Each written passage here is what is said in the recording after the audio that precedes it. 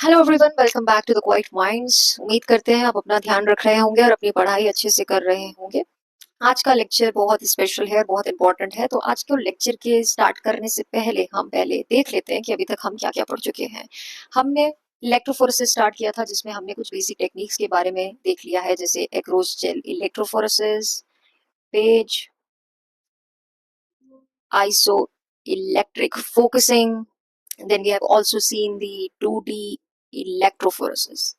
इन चारों टेक्निक्स में कुछ ना कुछ ऐसी कमी रह गई है जिसकी वजह से हमें इलेक्ट्रोफोरेसिस के और भी वेरिएंट्स की जरूरत पड़ी। तो क्या शायद आज का लेक्चर उन वेरिएंट्स को पढ़ने के लिए है? आप बिल्कुल सही समझ रहे हैं। तो आज हम इलेक्ट्रोफोरेसिस के दो एडिशनल वेरिएंट्स के बारे में पढ़ेंगे, जो इन ट्रेडिशनल इलेक्ट्रोफोरेसिस को चैलेंज करती हैं। आप गैस सही कर रहे हैं। पहली जो टेक्निक हम आज देखेंगे वो है कैपिलरी इलेक्ट्रोफोरेसिस। कैपिलरी इलेक्ट्रोफोरेसिस क्यों डिफर करती है अपनी ट्रेडिशनल टेक्निक्स के साथ, उसको आज हम डिटेल में देखेंगे। इसका बेसिक्स, प्रिंसिपल्स, क्या एप्लीकेशंस हैं, क्या लिमिटेशंस हैं, सारी चीजें देखेंगे।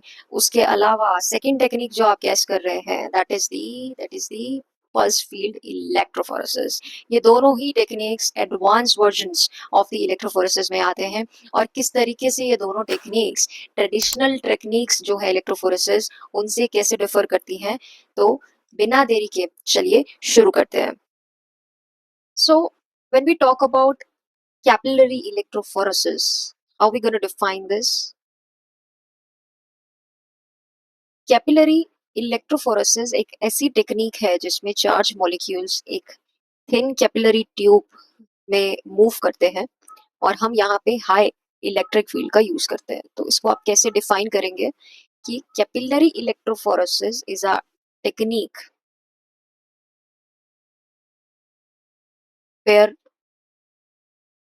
charged molecules move through a very thin capillary tube under a high electric field. High electric field में और एक थिन कैपिलरी ट्यूब के थ्रू ये मूव करेगा। क्या चीज? हमारा चार्ज्ड मॉलिक्यूल। ठीक है। अब अगर यहाँ पे आप कैपिलरी ट्यूब को कंसिडर जब करोगे, तो कैपिलरी ट्यूब का जो डायामीटर होता है वो कुछ 25 से 100 माइक्रोमीटर होता है। बहुत ही छोटा है। और अगर आप इसकी लेंथ की बात करो तो ये कुछ 100 से 300 सेंटीमीटर के अराउंड रहेगी। ठीक है। कैपिलरी इलेक्ट्रोफोरेसिस में जो वोल्टेज हम अप्लाई करते हैं वो 10 टू 30 किलोवाट के अराउंड हम अप्लाई करते हैं। और जो मेजर एडवांटेज इस टेक्निक का है वो है इसका रन टाइम, ड्यूरेशन, जो कि कुछ मिनट्स में ही हो जाता है। दैट इज वाई इस टेक्निक को अभी मॉडर्न बायोलॉजी में बहुत ज्यादा प्रेफरेंस दी जा रही है। तो यहाँ पे बेसिकली इस कैपिलरी ट्यूब में होगा क्या कि जब मॉलिक्यूल्स मूव करेंगे तो स्पेस कम होने की वजह से यहाँ पे मॉलिक्यूल्स एक दूसरे को ओवरटेक नहीं कर पाते हैं। ठीक है। Molecules can not overtake easily. अब अगर ओवरटेक नहीं कर पाएंगे तो सेपरेशन जो है वो ज्यादा क्लियर होगा, बेहतर होगा, मच मोर क्लियरर। ठीक है। तो यहाँ पे हमने एक बेसिक डेफिनेशन कैपिलरी इलेक्ट्रोफोरेसिस की समझ ली है। ये एक ऐसी टेक्निक है जहां से चार्ज मॉलिक्यूल मूव करेंगे एक थिन कैपिलरी ट्यूब के साथ और हाई इलेक्ट्रिक फील्ड अप्लाई करेंगे। जनरली यहाँ पे एक क्वेश्चन बच्चों के माइंड में आता है कि अगर हम हाई इलेक्ट्रिक फील्ड अप्लाई करेंगे तो ऐसा तो नहीं कि हमारा सैंपल जो है वो डिग्रेड हो जाए, या उसका जो क्वालिटी है वो डिग्रेड हो जाए, डिस्टॉर्ट हो जाए हीट एक्यूमुलेट होने की वजह से। तो हीट जो एसिमुलेट होगी वो ज्यादा देर तक कैपिलरी ट्यूब के अंदर रह नहीं सकती, क्योंकि एक स्ट्रक्चर बहुत छोटा है। ठीक है।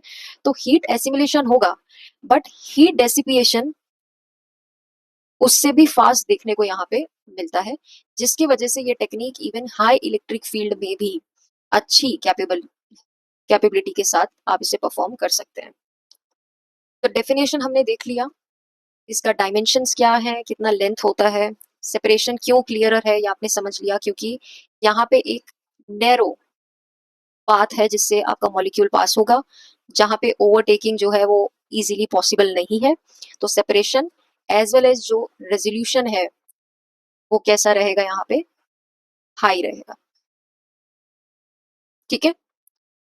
And one of the advantage क्या है, वो है इसका रन टाइम। एक और चीज, कैपिलरी ट्यूब जो होगी वो ग्लास की बनी हुई होगी, तो उसको ग्लास ट्यूब से भी हम कंसिडर करते हैं। कैपिलरी ट्यूब आपने केमिस्ट्री में जब आप ग्रुप्स के कंफर्मेटरी एंड प्रेजम्पटिव टेस्ट लगाते हैं तब भी आप यूज करते हैं।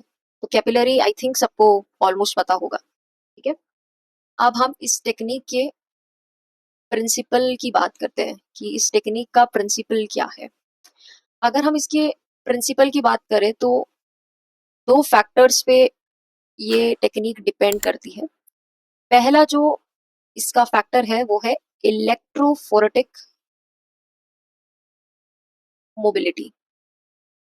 इलेक्ट्रिक फोरेटिक मोबिलिटी को हम न्यू से रिप्रेजेंट करते हैं, और इसका बेसिक्स हमने एग्रोस जेल इलेक्ट्रोफोरेसिस में देख रखा है। मैं यहाँ पे एक बेसिक ओवरव्यू आपको दूंगी। ठीक है। नेक्स्ट जो इसका फैक्टर है जिसपे ये इसका प्रिंसिपल डिपेंड करता है वो है इलेक्ट्रो ऑस्मोटिक फ्लो। इसको हम रिप्रेजेंट करते हैं एज EOF। ठीक है। तो इन दोनों फैक्टर्स को हम समझेंगे, उसके बाद ही आप कैपिलरी इलेक्ट्रोफोरेसिस कैसे काम करता है वो आपको समझ में आएगा। तो सबसे पहला जो फैक्टर है वो है इलेक्ट्रोफोरेटिक मोबिलिटी। ठीक है। इलेक्ट्रोफोरेटिक मोबिलिटी जो है वो बेसिकली चार्ज डेंसिटी को रिप्रेजेंट करता है। तो न्यू जो होता है वो डायरेक्टली प्रोपोर्शनल होता है टू चार्ज, और इनवर्स रिलेशन शो करता है विद साइज। ठीक है। कहने का क्या मतलब है, सपोज करिए कि हमारे पास एक ए सैंपल है। इस ए सैंपल के का जो साइज है वो स्मॉल साइज है। तो अगर साइज स्मॉल होगा तो इसके ऊपर चार्ज जो है वो कैसा रहेगा, हाई रहेगा। स्मॉल साइज हाई चार्ज का मतलब ये हो गया कि ये मूव करेगा फास्ट। ठीक है। एंड लेट्स से एक और सैंपल है, let's it be a B sample. यहाँ पे इसका जो साइज है वो लार्ज साइज है, एंड इस पे जो चार्ज है वो लो है, या तो इसकी वजह से क्या होगा कि ये मूव करेगा स्लो। ठीक है। ये बेसिक चीज आप एग्रोस जेल इलेक्ट्रोफोरेसिस से जानते हैं। ठीक है। तो जब आप सेपरेशन को चेक करोगे यहाँ पे, तो लेट्स से कि अगर पॉजिटिव चार्ज कंटेनिंग हमारे पास मॉलिक्यूल है, पॉजिटिव चार्ज वाले को हम कैटायन कहते हैं, और इसका मूवमेंट किस इलेक्ट्रोड की तरफ होगा, जिसके पास नेगेटिव चार्ज होगा, और नेगेटिव चार्ज इलेक्ट्रोड को हम क्या कहते हैं, कैथोड कहते हैं। सिमिलरली अगर नेगेटिव चार्ज कंटेनिंग आयन है जिसे आप एनाइन कहते हो, वो किस साइड मूव करेगा, positive electrode, that is the anode. कई बार बच्चों को सिर्फ इन बेसिक चीजों में ही कंफ्यूजन हो रहा होता है, जिसकी वजह से टेक्निक में सेपरेशन उन्हें क्लियर नहीं होता। तो कैटायन, एनाइन और कौन सा इलेक्ट्रोड पे कौन सा आयन मूव करता है ये आपको पता होना चाहिए। और अब चार्ज को किस तरीके से साइज से रिलेट करके फिर इन दोनों को आप किस तरीके से इलेक्ट्रिक फोरेटिक मोबिलिटी के साथ रिलेट करोगे, ये बेसिक आपको बता देगा कि जेल के अंदर इसका मूवमेंट क्या है। एक और चीज यहाँ पे जो आपको ध्यान देने वाली है कि जो कैपिलरी इलेक्ट्रोफोरेसिस है उसमें कोई सपोर्ट मैट्रिक्स नहीं होता है। ठीक है। सपोर्ट मैट्रिक्स का मतलब ये हुआ कि यहाँ पे किसी भी तरीके का जेल आपको नहीं बनाना है, ना ही एग्रोज बनाना है, ना ही पॉलीएक्रिलामाइड बनाना है। यहाँ पे सिंपली जो आपका सैंपल है वो बफर के साथ मूव करता है कैपिलरी ट्यूब के अंदर। ठीक है। तो सपोर्ट मैट्रिक्स नहीं चाहिए। सपोर्ट मैट्रिक्स का मतलब क्या हुआ कि जेल फॉर्म हमें नहीं करना है। ठीक है।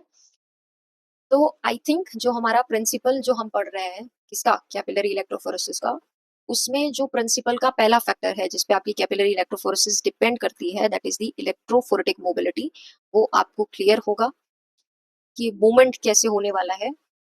I believe it's clear. अब हम सेकंड फैक्टर की तरफ चलते हैं। सेकंड फैक्टर जो है उसका नाम है इलेक्ट्रो ऑस्मोटिक फ्लो। ठीक है, इसे आप इस तरीके से एब्रीविएट करके लिख सकते हैं। ठीक है, अब आप जब कैपिलरी को देखेंगे तो इस कैपिलरी का जो आउटर वॉल होता है ये हमेशा आपको नेगेटिवली चार्ज देखने को मिलेगा, ऑलवेज। ठीक है, क्वेश्चन माइंड में ये आना चाहिए कि why it is always negative, why it can not be positive. ठीक है, इसका भी रीजन मैं आपको बताऊंगी, पर पहले मैं आपको इलेक्ट्रोऑस्मोटिक फ्लो क्या है वो बता देती हूँ। तो ये कैपिलरी की वॉल है जिसके आउटर सरफेस पे आपको नेगेटिव चार्ज देखने को मिल रहा है। तो ऑटोमेटिकली जब आप इनर सरफेस पे आओगे तो यहाँ पे पॉजिटिव चार्ज जो होगा, आयन या मॉलिक्यूल, वो क्या हो जाएगा, अक्यूमुलेट हो जाएगा यहाँ पे। अब पॉजिटिव चार्ज आयन है दैट मीन्स कैटायन, तो ये किस इलेक्ट्रोड की तरफ मूव करेगा, टुवर्ड्स कैथोड। तो अब इसे हम एक बार लिख लेते हैं ताकि आपको मेमोरी में रहे। दैट इज कि कैपिलरी की जो वॉल है वो कैसी है, नेगेटिवली चार्ज्ड, और जो पॉजिटिव आयंस हैं दैट मीन्स कैटायंस, वो अक्यूमुलेट हो जाएंगे नियर दी वॉल। और जब आप वोल्टेज को अप्लाई करोगे तो entire buffer solution along with your sample वो किधर की साइड मूव करेगा, अभी प्रेजेंट कंडीशन में कैथोड के साइड, क्योंकि उस सैंपल के ऊपर कैसा चार्ज है आपका, positive. So when voltage is applied, the entire buffer solution flows towards the cathode. ठीक है, देखिए मैं आपको डायरेक्ट पीपीटी के फॉर्म में लिख के भी आ सकती हूँ, बट आई बिलीव कि जब आप खुद लिख के पढ़ने की कोशिश करते हैं ना तो आपको बेहतर मेमोरी में याद रहता है, आप उसको लंबे समय तक रिटेन कर पाएंगे। दैट इज वाई बिलीव कि आप लिख लिख के प्रैक्टिस करिए तो कॉन्सेप्ट्स और बेहतर क्लियर होंगे। ठीक है, फिर भी अगर आपको हर टेक्निक का रिवीजन नोट्स चाहिए तो हम हमारे टेलीग्राम चैनल के ऊपर 1 पेज रिवीजन नोट्स टेक्निक्स के प्रोवाइड करते हैं, आप वहां पे जाके विजिट कर सकते हैं। सो अभी तक ना आप ये समझ चुके हो कि दो प्रिंसिपल्स यहाँ पे है, नॉट प्रिंसिपल्स, प्रिंसिपल जो है कैपिलरी इलेक्ट्रोफोरेसिस का वो दो फैक्टर्स पर डिपेंड कर रहा है। One is the electrophoretic mobility and another one is the electroosmotic flow. ठीक है, दोनों में क्या मतलब है ये आप समझ चुके हो, बट अभी भी दोनों को प्रॉपर तरीके से रिलेट नहीं कर पा रहे होगे। ठीक है, तो जब हम इलेक्ट्रोऑस्मोटिक फ्लो पढ़ रहे थे तो मैंने आपको बोला कि कैपिलरी के ऊपर जो है वो हमेशा नेगेटिव चार्ज रहेगा उसके आउटर सरफेस पे। तो ऐसा क्यों है वो हमें समझना होगा। तो लेट्स टेक कि ये हमारा कैपिलरी है। अब कैपिलरी का जो आउटर सरफेस होता है वो फ्यूज्ड सिलिका का बना होता है जिसे आप SiO2 के नाम से जानते हैं। ठीक है, this is called fuse silica. But जब आप इसका इनर सरफेस को लोगे, ठीक है, तो इनर सरफेस के अंदर जो सिलिका प्रेजेंट है उसके अंदर एक ग्रुप प्रेजेंट होता है जिसे हम कहते हैं सिलिनॉल ग्रुप। ठीक है, it is represented as SiOH। ठीक है, तो जब इस कैपिलरी के थ्रू यहाँ से आपका ये बफर का रिजर्वायर रहता है और इधर से जब कैपिलरी के थ्रू ये बफर और आपका सैंपल पास होता है तो इनिशियली पीएच जो होता है वो कम रहेगा, दैट इज 2 to 3। ठीक है, तो जो सिलिनॉल ग्रुप है वो अपना प्रोटॉन लॉस कर देगा और सिलिनॉल ग्रुप के ऊपर नेगेटिव चार्ज आ जाता है। और जैसे जैसे ये पीएच बढ़ता चला जाएगा, लेट से 7 से 8 के अराउंड जब पीएच चला जाएगा जिसपे मेजरली हमारी कैपिलरी इलेक्ट्रोफोरेसिस ऑपरेट करती है, तो ये सिलिनॉल ग्रुप जो होता है वो बहुत ज्यादा नेगेटिव हो जाता है। और इतना नेगेटिव हो जाता है कि जो कैपिलरी की वॉल है वो अब स्ट्रांगली नेगेटिव हो जाएगी और पॉजिटिव आयन को अपनी तरफ क्या करेगी, अट्रैक्ट कर लेगी। ठीक है, तो कैपिलरी वॉल जो होती है वो जैसे जैसे आप पीएच बढ़ाते हैं इस वजह से उसके ऊपर नेगेटिव चार्ज आ जाता है। और नेगेटिव चार्ज क्यों आ रहा है, क्योंकि जो आपका सिलिनॉल ग्रुप है वो अपना प्रोटॉन को लॉस कर देगा, जिसकी वजह से उस पे नेगेटिव चार्ज आ जाएगा। ठीक है, तो आई बिलीव अब आपको क्लियर होगा कि कैपिलरी के ऊपर ये नेगेटिव चार्ज कहाँ से आ रहा है।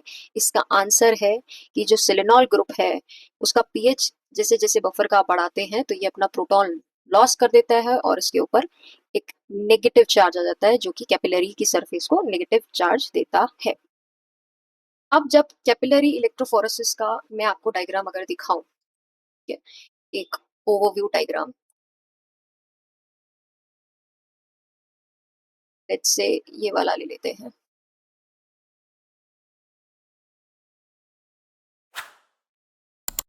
ठीक है, ये कैपिलरी है। इस कैपिलरी को यहाँ से ये बफर का एक रिजर्वायर होता है जिसमें कनेक्ट किया जाता है, तो इधर भी बफर रहता है और इधर भी बफर रहता है। ठीक है, अब क्योंकि पॉजिटिव कंटेनिंग आपकी इलेक्ट्रोड है तो ये एनोड आप कंसीडर कर लीजिए और ये नेगेटिव चार्ज वाला हो जाएगा कैथोड। ठीक है, और यहाँ पे अभी सरफेस पे नेगेटिव चार्ज है, तो डीएनए जो है वो एज अ मॉलिक्यूल आपने लिया है, और जैसे जैसे आप बफर को पास करेंगे तो इसमें नेगेटिव चार्ज बढ़ जाएगा, तो कैपिलरी के सराउंडेड कैसा चार्ज हो जाएगा, नेगेटिव। ओके, तो अब डीएनए का मूवमेंट कैसे होगा, डीएनए का मूवमेंट होना चाहिए हमारा कैथोड से एनोड की तरफ। ओके, अब यहाँ पे एक और कॉन्सेप्ट आपको देखने को मिल रहा है कि इलेक्ट्रोफोरेटिक फ्लो जो है और जो ऑस्मोटिक फ्लो जो है आपका, electro osmotic flow and electrophoretic flow, वो दोनों एक दूसरे के अपोजिट डायरेक्शन में काम कर रहे हैं। तो अगर ये अपोजिट डायरेक्शन में मूव करेंगे तो मॉलिक्यूल कैसे डिसाइड करेगा कि उसे किधर के साइड जाना है। ठीक है, तो वहां पे एक कॉन्सेप्ट आप समझेंगे यहाँ पे, लाइक जैसे कि जब रिवर फ्लो हो रही है तो रिवर का फ्लो हम अज्यूम कर लेते हैं कि let's say it is in east side. ठीक है, इस तरीके से ये आपका नॉर्थ साउथ वेस्ट ईस्ट, तो रिवर जो है वो इस डायरेक्शन के अंदर जा रही है। अगर रिवर इस डायरेक्शन में फ्लो कर रही है तो जो बोट चला रहा है, ठीक है, जो बोट को रोव कर रहा है, बोट रोवरिंग कहाँ पे होगी, वो होगी आपकी वेस्ट डायरेक्शन में। ठीक है, जस्ट अपोजिट डायरेक्शन के अंदर। ठीक है, और जो भी नेट मोमेंट स्ट्रांग होगा उस डायरेक्शन में आपको मूवमेंट देखने को मिलेगा। जो भी स्ट्रॉन्गर होगा, विच एवर स्ट्रॉन्गर,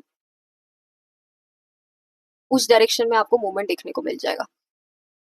कहने का मतलब क्या है, लेट से कि डीएनए का जो इलेक्ट्रोफोरेटिक फ्लो है या जो उसकी इलेक्ट्रोफोरेटिक मोबिलिटी की वैल्यू है, अज्यूम कर रही हूँ मैं यहाँ पे, लेट से इट्स -4। ठीक है, और ऑस्मोटिक फ्लो जो वैल्यू आई है वो +10 आई है। ठीक है, तो +10 में से जब आप -4 करेंगे तो आंसर आएगा +6। आप देख रहे हो कि पॉजिटिव चार्ज जो है वो ज्यादा है कि नहीं है। तो ये पॉजिटिव चार्ज कंटेनिंग कौन सा आयन होता है, कैटाइन, और कैटाइन किधर की साइड मूव करेगा, टुवर्ड्स कैथोड। तो अगर हम यहाँ पे जो एग्जाम्पल ले रहे हैं उस हिसाब से मूवमेंट समझने की कोशिश करें, तो मूवमेंट किस डायरेक्शन के अंदर देखने को मिलेगा आपको, एनोड से कैथोड की साइड। क्यों, क्योंकि यहाँ पे जो डोमिनेटिंग फैक्टर है वो है osmotic, electro osmotic flow rather than the electrophoretic flow. ठीक है, तो मूवमेंट डिटरमाइंड होगा कि दोनों में से कौन सी चीज डोमिनेट कर रही है। इसलिए अक्सर मैंने देखा है कि जब कैपिलरी इलेक्ट्रोफोरेसिस का प्रिंसिपल बताया जाता है तो सभी बच्चों को ये पता होता है कि इलेक्ट्रोफोरेटिक मोबिलिटी क्या है और इलेक्ट्रोऑस्मोटिक फ्लो क्या है, पर इन दोनों को हम रिलेट नहीं कर पाते हैं, और इसी के वजह से जो आयंस का या मॉलिक्यूल्स का मूवमेंट है, आयंस या मॉलिक्यूल्स का जो मूवमेंट है, हमें वो समझ नहीं आता। तो I hope now it is being clear to you कि किस तरीके से आप डिटरमाइन करेंगे कि मूवमेंट कहाँ है, और दोनों में से जो फैक्टर डोमिनेंट होगा उस डायरेक्शन में आपका आयन और मॉलिक्यूल जो है वो मूव कर जाएगा। ठीक है, अब कैपिलरी इलेक्ट्रोफोरेसिस के कुछ वेरिएंट्स अवेलेबल हैं डिपेंडिंग ऑन कि आप क्या चीज को सेपरेट करना चाहते हैं। ठीक है, इसके टाइप्स, पहला जो टाइप है वो है let's say capillary zone electrophoresis. Capillary zone electrophoresis जो है वो बेसिकली यूज किया जाता है for the separation of ions and the small molecules. इसके अलावा कैपिलरी जेल इलेक्ट्रोफोरेसिस भी आता है। कैपिलरी जेल इलेक्ट्रोफोरेसिस जो है वो जो छोटे छोटे डीएनए के मॉलिक्यूल्स होते हैं ना, डीएनए के फ्रैगमेंट्स, उनको सेपरेट करने के लिए यूज होगा। ठीक है। थर्ड जो इसका वेरिएंट आता है वो आता है कैपिलरी आइसो इलेक्ट्रिक फोकसिंग। ठीक है, इसमें आप प्रोटीन्स को सेपरेट करोगे उनके पीआई के बेस पे। ठीक है। हमने जो प्रिंसिपल डिस्कस किया है वो कैपिलरी इलेक्ट्रोफोरेसिस का इन जनरल प्रिंसिपल डिस्कस किया है। ठीक है। अब जैसे जैसे आप वेरिएंट चेंज करेंगे वैसे वैसे प्रिंसिपल्स भी थोड़े थोड़े मॉडिफाइड हो जाएंगे। हमारा उद्देश्य ये है कि हम आपको कैपिलरी इलेक्ट्रोफोरेसिस का बेसिक कॉन्सेप्ट एकदम क्लियर तरीके से बता दें, ताकि एग्जाम में या कभी भी इंटरव्यू में आपसे कैपिलरी इलेक्ट्रोफोरेसिस से रिलेटेड कोई क्वेश्चन पूछा जाए या आए तो आप उसको आंसर कर सके। ठीक है।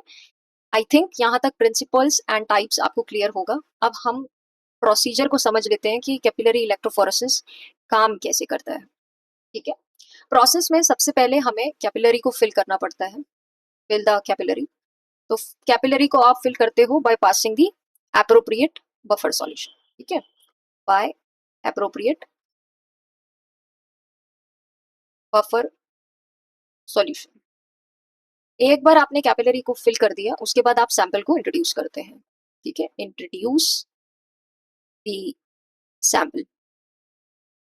सैंपल को दो तरीके से आप इंट्रोड्यूस कर सकते हैं। One is the hydrodynamic way. Hydrodynamic injections होते हैं, it is like a syringe. ठीक है, तो यहाँ पे प्रेशर के बेस पे आप इंजेक्ट करते हो। दूसरा आता है इलेक्ट्रोकाइनेटिक। इलेक्ट्रोकाइनेटिक इंजेक्शन जो होता है इसमें हम इलेक्ट्रिक फील्ड का हेल्प लेते हैं। जैसे ही आप सैंपल को कैपिलरी के अंदर इंट्रोड्यूस कर दोगे उसके बाद आप वोल्टेज अप्लाई करेंगे, और वोल्टेज का जो वैल्यू है वो मैंने आपको बताया था 10 से 30 किलो वॉट तक आप जा सकते हैं। यहाँ पे हाई वोल्टेज लगाने के बाद भी किसी भी तरीके की प्रॉब्लम सैंपल फेस नहीं करता है, क्योंकि कैपिलरी से हीट डिसिपिएशन बहुत इजीली देखने को मिलता है। Once you apply the whole process will takes place, और फिर हम सेपरेशन जो है वो देखते हैं। तो सेपरेशन अकर्स। सेपरेशन होने के बाद वहां पे डिटेक्टर लगाते हैं। अभी मैं आपको एक इमेज दिखाऊंगी तो उससे आपको कैपिलरी इलेक्ट्रोफोरेसिस का ओवरव्यू दिख जाएगा। तो डिटेक्टर जो होता है वो यूवी बेस भी होते हैं एंड फ्लोरेसेंस बेस भी होते हैं। ठीक है। और जब आउटपुट आप देखोगे तो इस आउटपुट को हम लोग वैसे तो कहते हैं इलेक्ट्रोफेरोग्राम। ठीक है।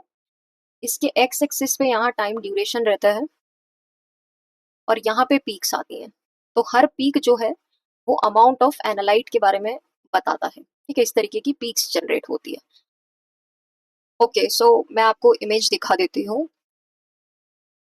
ये एक इमेज है जिसमें कैपिलरी इलेक्ट्रोफोरेसिस का एकदम ओवरव्यू दिख रहा है। तो यहाँ पे आपको ये एक बफर रिजर्वायर है जिसमें ये एक्ट करेगा एज अ सोर्स वाइल, जिसमें आपका सैंपल भी दिया हुआ है। नहीं तो कहीं कहीं जगह पे क्या होता है कि यहाँ पे कैपिलरी के अंदर ही सैंपल को इंजेक्ट करने के लिए एक छोटा सा होल रहता है, तो आप यहाँ से सैंपल डाल देते हो और with the help of a pump यहाँ से बफर अपने आप आता है। ठीक है। एक बार जाने के बाद यहाँ से प्रॉपर सेपरेशन होगा और इधर के साइड यहाँ डिटेक्टर होते हैं। ठीक है। अगर फ्लोरेसेंस होगा तो आप देख ही रहे हो, डिफरेंट पीक्स की कलर्स आपको देखने को मिल रहे हैं। और यूवी होगा तो आपको एक स्पॉट देखने को मिलेगा, फिर पीक्स की जगह यहाँ स्पॉट्स देखने को मिलते हैं। ठीक है। And then it will the buffer as well as sample will lead to the designation while. तो ये पूरा ओवरव्यू है। आप इस डायग्राम में देख पा रहे होंगे कि कहीं भी जेल हमने नहीं बनाई है, यहाँ किसी भी तरीके का सपोर्ट मैट्रिक्स का रिक्वायरमेंट नहीं है। ठीक है। अब अगर हम एप्लीकेशन की बात करें कैपिलरी इलेक्ट्रोफोरेसिस की, तो सबसे पहला जो उसका एप्लीकेशन है वो है डीएनए सीक्वेंसिंग। जो सेंगर सीक्वेंसिंग आप करते हैं डीएनए की, उसमें इसको काफी यूज किया जाता है। ठीक है। फॉरेंसिक एनालिसिस, कि जब आप डीएनए की प्रोफाइलिंग करना चाहते हो किसी भी बायोलॉजिकल एविडेंस की, तो उसमें हम यूज कर सकते हैं। इसके अलावा प्रोटियोमिक्स में जब आप कोई पेप्टाइड या प्रोटीन का एनालिसिस करना चाहते हैं, ठीक है। और भी कई सारी एप्लीकेशंस हैं, पर फॉर ऑफ नाउ इतना एप्लीकेशन इज सेल्फ सफिशिएंट, ठीक है। सो ये कैपिलरी इलेक्ट्रोफोरेसिस की कहानी है जो आपको याद होनी चाहिए, ठीक है। अगर आपको लगता है कि कोई इंफॉर्मेशन यहाँ पे मिसिंग है या हमने नहीं बताई है, तो आप कमेंट सेक्शन में जाके कमेंट कर दीजिएगा। हम आने वाले वीडियोस में आपके सजेशन अगर हमें सही लगेगा तो उसको इंक्लूड कर देंगे, ठीक है। So the next version of the electrophoresis that we are going to see is the pulse field electrophoresis. देखिए, कैपिलरी इलेक्ट्रोफोरेसिस में साइंटिस्ट एक प्रॉब्लम फेस कर रहे थे।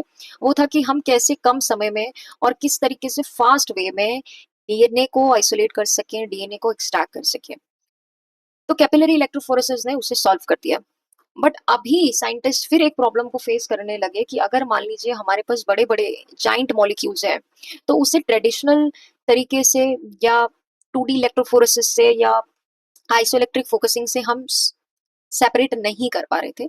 इसलिए पल्स फील्ड जेल इलेक्ट्रोफोरेसिस की डिस्कवरी हुई, ताकि जो बड़े बड़े जाइंट मॉलिक्यूल्स हैं उन्हें हम सेपरेट कर सके, ठीक है। तो पल्स फील्ड इलेक्ट्रोफोरेसिस जो है वो एक मोस्ट इम्पॉर्टेंट मॉडिफिकेशन है of agarose gel electrophoresis. Agarose gel electrophoresis का ही एक मॉडिफिकेशन हम इसे कंसिडर्ड करते हैं। ये यूज किया जाता है for separation of large DNA molecules. जो लार्ज डीएनए मॉलिक्यूल्स हैं, अब लार्ज डीएनए मॉलिक्यूल्स का मतलब ये हो गया कि जिनकी साइज मेगा बेस पेयर्स में है, ठीक है, मेगा बेस पेयर्स में। जनरल तौर पे पल्स फील्ड जो सेपरेशन करता है वो 50 किलो बेस पेयर से स्टार्ट होता है और 10 मेगा बेस पेयर तक का सेपरेशन कर सकता है, ठीक है। इस इलेक्ट्रोफोरेसिस की जो खास बात है वो ये है कि जितनी भी ट्रेडिशनल इलेक्ट्रोफोरेसिस अभी तक आपने पढ़ी है उन सभी में इलेक्ट्रिक फील्ड को कांस्टेंट रखा जाता है, पर पल्स फील्ड के अंदर जो इलेक्ट्रिक फील्ड है उसे पीरियोडिकली चेंज करते हैं, उसके डायरेक्शन में पीरियोडिकल चेंजेस लाने पड़ते हैं, जिसकी वजह से जो आपका मॉलिक्यूल है वो टर्न करता है या अपने आप को रीओरिएंट करता है, ठीक है। So it is a technique in which the direction of electric field is periodically changed during electrophoresis। और अगर आप डायरेक्शन को चेंज करोगे इलेक्ट्रोफोरेसिस के, तो होगा क्या, डीएनए को अपने आप को ओरिएंट करना पड़ेगा। और रीओरिएंट का मतलब क्या हो गया, टर्न करना पड़ेगा, ठीक है। क्योंकि नॉर्मल वे में तो बड़ा डीएनए का जो धागा है वो फंस जा रहा है, तो अगर वो अपनी शेप को अपने आप को रीओरिएंट करता रहेगा तो उस वजह से क्या होगा, धीरे धीरे प्रॉपरली बाहर आ पाएगा। Let's see this technique with an example है। यहाँ पे एक बैक्टीरियल कॉलोनी आपको दिख रही है, बैटरी प्लेट में कॉलोनी है, इसमें से हम कॉलोनी को पिकअप करेंगे, ठीक है, यूजिंग अ स्टेराइल टूथपिक। और इसको पिक करने के बाद आपको सैंपल डालने से पहले एग्रोस के प्लग्स बनाने होते हैं। एग्रोस के प्लग्स का क्या मतलब है वो मैं आपको बताऊंगी। प्लग्स बनाने के बाद आप सैंपल को उसमें डालते हैं and then you do the restriction digestion, ठीक है। रिस्ट्रिक्शन डाइजेशन क्यों किया जाता है वो भी मैं आपको बताऊंगी। और जैसे ही आप अपनी जेल को यहाँ रखते हैं अलॉन्ग विद द सैंपल, तो यहाँ से इलेक्ट्रिक फील्ड कभी इस डायरेक्शन में अप्लाई करेंगे, कभी इस डायरेक्शन में करेंगे, कभी इस डायरेक्शन में, कभी इस डायरेक्शन में। तो बार बार पीरियोडिकली क्या होगा, डायरेक्शन को चेंज करेंगे डीएनए का, और फिर एंड में आपको इस तरीके का बैंड्स देखने को मिलते हैं, ठीक है। अब यहाँ पे अगर आप नोटिस किए हैं तो प्रिंसिपल जो यहाँ पे आपको समझ में आया है, even just by seeing the definition only, आप प्रिंसिपल समझ पा रहे हो कि यहाँ पे चेंज हो रहा है इलेक्ट्रिक फील्ड का डायरेक्शन, ठीक है। पीरियोडिकली थोड़े थोड़े समय में हम इलेक्ट्रिक फील्ड को चेंज करेंगे। अब अगर डीएनए छोटा होगा, क्योंकि जब आप सैंपल को लेके आओगे एपिंड्रॉफ ट्यूब में, तो डीएनए तो छोटा भी हो सकता है, बड़ा भी हो सकता है ना, क्योंकि डीएनए विजुलाइज तो है नहीं, तभी तो हम स्टेन्स का यूज करते हैं। तो स्मॉल डीएनए अगर होगा, तो आप क्या देखोगे कि जैसे इलेक्ट्रिक फील्ड में आप चेंज करोगे तो टर्न क्या होगा, क्विकली होगा। टर्न अगर क्विकली हुआ तो वो रीओरिएंट भी कर जाएगा क्विकली। क्विकली रीओरिएंट करेगा तो ज्यादा दूर तक मूव कर पाएगा। ठीक है। वहीं अगर आपका डीएनए लार्ज है, जिसके लिए हम पल्स फील्ड पढ़ रहे हैं, ठीक है ना, अगर लार्ज डीएनए है तो बेचारा टर्न ही नहीं कर पाएगा। और अगर टर्न ही स्लो कर रहा है तो उसको ज्यादा समय चाहिए रीओरिएंट होने में। तो क्या मूव कर पाएगा ज्यादा? बिल्कुल नहीं। Move less. ठीक है, ज्यादा डिस्टेंस कवर नहीं कर पाएगा। Okay, so this is the basic principle that you have to understand when you are reading about the pulse field gel electrophoresis। और pulse field gel electrophoresis जो है, उसे सपोर्ट मैट्रिक्स चाहिए। ठीक है, बिना सपोर्ट मैट्रिक्स, बिना जेल के काम नहीं करता। ठीक है, जैसे कैपिलरी में सपोर्ट मैट्रिक्स नहीं चाहिए था, पर यहाँ पे आपको चाहिए रहेगा। ओके। अब अगर हम इस टेक्निक के प्रोसीजर पे जंप करें,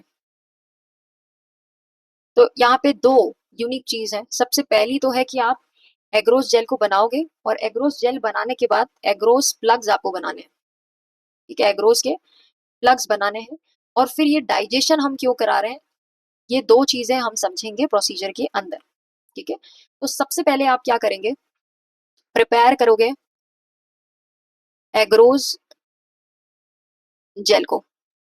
एग्रोस जेल को जो आप प्रिपेयर करोगे, इसमें एग्रोस का जो कंसंट्रेशन है, उसका परसेंटेज जो है वो लेस होना चाहिए। ठीक है, लेस, लो कंसंट्रेशन वाली एग्रोस जेल आपको बनानी है। ठीक है, बनाने के बाद आप उसे इम्बेड करोगे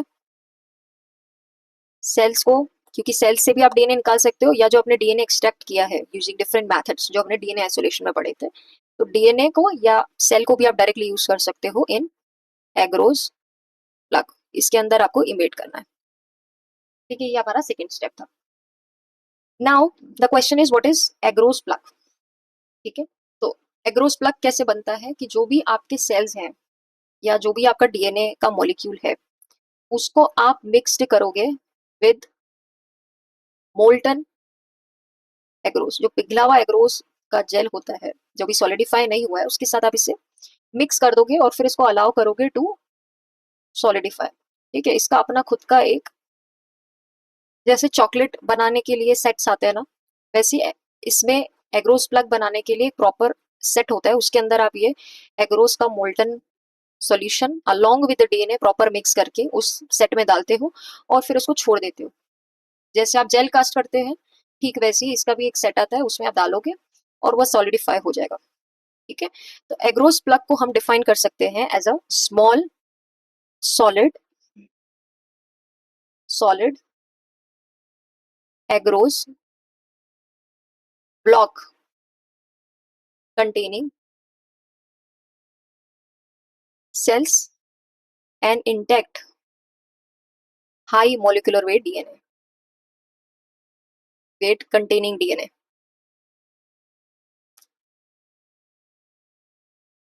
ठीक है, तो इन शॉर्ट अगर आपको एक लाइन में लिखना तो आप क्या देना, टाइनी जेली क्यूब्स। ठीक है, अब एग्रोस प्लग की रिक्वायरमेंट क्यों, हमें ऐसी क्या हमारी मुसीबत आ गई कि हमें एग्रोस जेल की रिक्वायरमेंट पड़ गई? नीड क्या है इसकी, नीड बोलो, रिक्वायरमेंट बोलो, जरूरत क्या? कभी कभी क्या होता है कि जब आप बड़ा डीएनए को लोगे, जब आप उसकी पाइपेटिंग करेंगे, तो पाइपेटिंग करते वक्त क्या होता है, डीएनए ब्रेक हो जाता है। डीएनए ब्रेक हो जाता है, तो प्रॉब्लम हो सकती है हमें। जिस तरीके का, मान लीजिए अगर आप सीक्वेंसिंग करने भेजेंगे तो कुछ ना कुछ न्यूक्लियोटाइड जो होंगे वो मिस हो जाएंगे, इसलिए पाइपेटिंग करते समय डीएनए ब्रेक हो सकता है। कभी कभी आप डीएनए को वॉटेक्स करते हो, जब एक्सट्रैक्ट करते हो, तो वॉटेक्स से क्या होता है, जो डीएनए है वो शेयर कर जाता है। और मैं अभी पीसीआर पढ़ाई नहीं हूँ, बट जब पीसीआर पढ़ाऊंगी तो बैंड्स में ना अलग अलग शेप्स देखने को मिलते हैं। कभी आपको शार्प बैंड दिखेगा, कभी आपको स्मीयर दिखता है, कभी आपको फॉर्म्स में भी डीएनए के बैंड्स दिखते हैं। तो बैंड्स को कैसे स्टडी करते हैं तो जब मैं आपको पीसीआर पढ़ाऊंगी तब बताऊंगी। ओके, तो वॉटेक्स करने से भी क्या होता है कि जो डीएनए है वो शेयर हो जाता है, जिसकी वजह से जो इंटेक्टनेस है डीएनए की वो खत्म हो जाती है। एज वेल एज कभी कभी हम मिक्सिंग करते हैं डीएनए की, है ना। तो जब आप मिक्सिंग करते हो तो क्या होता है, डीएनए टूट जाता है, डीएनए के बहुत सारे फ्रेगमेंट्स हो जाते हैं। तो ये सारी चीजें जो है ना वो कहीं ना कहीं डिस्टर्ब कर रहे हैं आपके जाइंट मॉलिक्यूल को आइसोलेशन करने के लिए। ठीक है, और इसकी वजह से क्या होता है कि आपको incorrect PFGE stands for pulse field gel electrophoresis patterns, ये आपको देखने को मिलेंगे। तो इसी वजह से हमें एग्रोस प्लग की जरूरत होती है।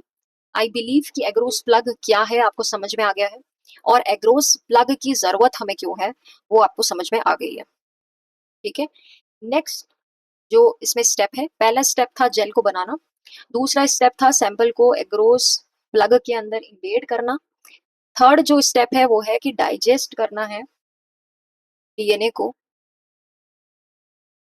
With specific restriction enzyme.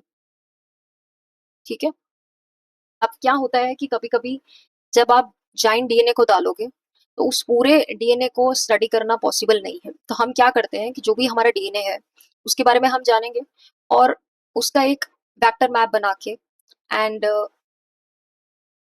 Specific restriction enzyme का यूज करके स्पेसिफिक साइट्स पे कट लगा देंगे।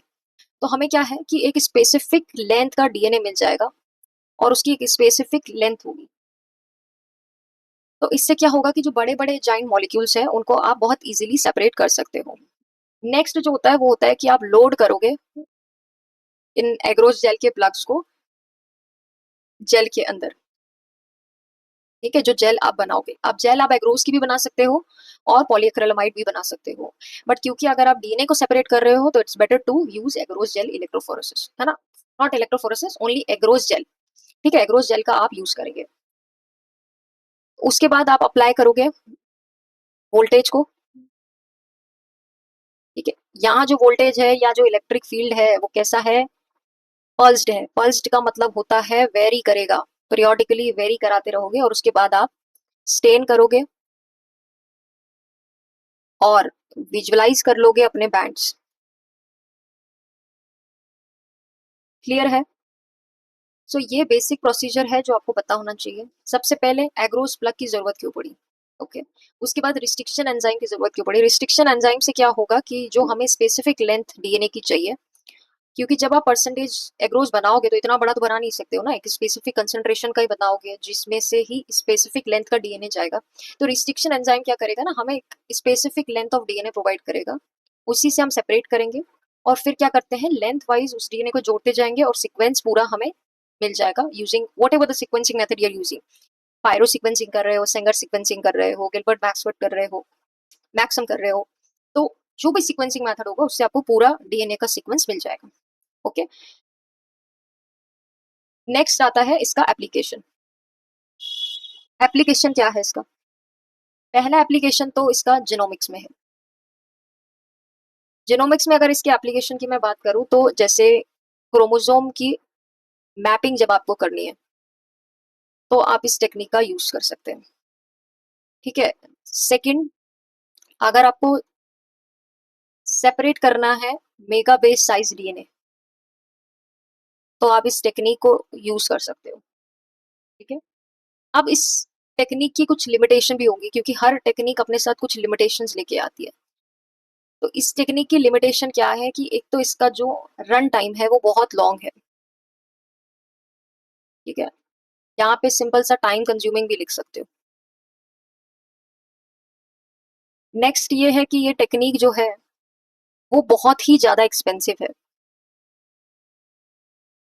थर्ड हम ये लिख सकते हैं कि इसमें आपका जो हाई मॉलिक्यूलर वेट डीएनए जो आप ले रहे हो उसका इंटैक्ट फॉर्म में रहना जरूरी है अगर आपको पल्स फील्ड इलेक्ट्रोफोरेसिस करनी है। So require intact high molecular weight DNA. ठीक है, तो ये कुछ एप्लीकेशंस हो गई और लिमिटेशंस हो गई आपकी पल्स फील्ड इलेक्ट्रोफोरेसिस के लिए। आई होप आपको प्रोसीजर और प्रिंसिपल दोनों क्लियर होगा। अब क्योंकि दोनों टेक्निक्स को हम पढ़ चुके हैं तो हमें दोनों टेक्निक्स का जो डिफरेंशिएशन है वो करना आना चाहिए, अदरवाइज आप कितना भी टेक्निक्स को पढ़ लीजिए आपको क्लैरिटी नहीं मिल पाएगी। ठीक है, तो इधर की साइड में ले लेती हूँ लेट्स से फीचर, और यहाँ ले लेते हैं कैपिलरी इलेक्ट्रोफोरेसिस, और यहाँ आप ले लीजिए पर्ल्स फील्ड जेल इलेक्ट्रोफोरेसिस। ठीक है, हमें क्या करना है, हमें एक बेसिक डिफरेंशिएशन यहाँ पे समझना है जो हमें ये क्लैरिटी दे सके कि भाई आप इन दोनों टेक्निक्स को कैसे डिफरेंशिएट करेंगे। एक दो पॉइंट्स तो आप लोग भी बता देंगे, जैसे कि मैं पूछूं यहाँ इलेक्ट्रिक फील्ड अगर बोलो तो आपने बोला था कैपिलरी इलेक्ट्रोफोरेसिस में जो इलेक्ट्रिक फील्ड है वो कांस्टेंट है, जबकि यहाँ पे पीरियोडिकली चेंज होती है। याद आ रहा है आप लोगों को ना? ग्रेट।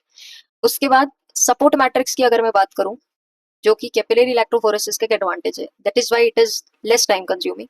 तो सपोर्ट मैट्रिक्स यहाँ तो नहीं चाहिए था, यहाँ चाहिए रहता है। ठीक है, और एग्रोज ही चाहिए रहता है जनरल तौर पे अगर आप डीएनए सेपरेट कर रहे हैं। यहाँ पे अगर मैं सेपरेशन की बात करूं तो कैपिलरी जेल इलेक्ट्रोफोरेसिस जो है के जो मॉलिक्यूल होते हैं उनको सेपरेट कर सकता है, जबकि पर्ल्स फील्ड जेल इलेक्ट्रोफोरेसिस जो है वो स्पेसिफिक है for the large molecules. Okay, principle की अगर हम बात करें तो कैपिलरी इलेक्ट्रोफोरेसिस में आपका इलेक्ट्रोफोरेटिक मोबिलिटी एंड इलेक्ट्रोऑस्मोटिक फ्लो था। ठीक है, यहाँ पे रीओरिएंटेशन था जो आपका मॉलिक्यूल है जिसे आप सेपरेट कर रहे हैं। स्पीड की अगर मैं बात करूं तो यहाँ पे कैपिलरी में फास्ट होती है और पल्स फील्ड में जो है वो स्लो रहती है। यूज अगर मैं बात करूं तो मैंने आपको बताया था डीएनए सीक्वेंसिंग के लिए आप कैपिलरी को यूज कर सकते हो। उसके अलावा पल्स फील्ड जो है वो आपका जीनोम एनालिसिस में आप यूज कर सकते हो। जैसे अगर आपको ह्यूमन जीनोम प्रोजेक्ट पे काम करना है, कुछ स्पेसिफिक जीन के बारे में स्टडी करना है, तो आप इससे कर सकते हो। कोई डिजीज फैल रही है, उसमें अगर आपको बैक्टीरियल स्ट्रेन की टाइपिंग करनी है, कोई डिजीज का आउटब्रेक हुआ तो बैक्टीरियल स्ट्रेन की जो टाइपिंग है वो भी आप यहाँ से कर सकते हैं। ठीक है, तो कभी भी जब भी आप टेक्निक को पढ़ें तो पूरा टेक्निक पढ़ने के बाद एक पेज पे आप दोनों टेक्निक्स का डिफरेंशिएशन करना आपको आना चाहिए, और ट्रेडिशनल टेक्निक से आपकी एडवांस टेक्निक किस तरीके से डिफर करती है ये आपको पता होना चाहिए। ठीक है, तो आज के लेक्चर को हम यही खत्म करते हैं, और यहाँ पे इलेक्ट्रोफोरेसिस आपका कंप्लीट हुआ। अब नेक्स्ट लेक्चर में हम आपको मिलेंगे एक नई टेक्निक के साथ, और उम्मीद करते हैं कि इलेक्ट्रोफोरेसिस आपको समझ में आया होगा। Thank you for watching.